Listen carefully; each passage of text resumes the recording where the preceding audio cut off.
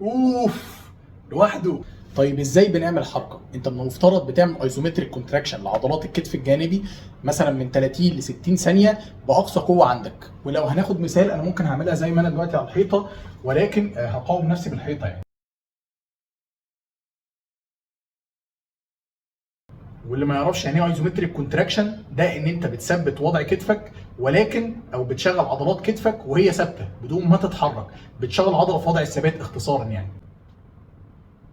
لازم توصل كده لغايه الاحساس اللي انا حاسس بيه ده، اللي هو تحس ان كتفك، عضله كتفك بدات تحرقك وتوجعك، او يحصل تخش في مرحله الفتيج، عشان نشرح ان ده اصلا السبب العلمي وراء الموضوع.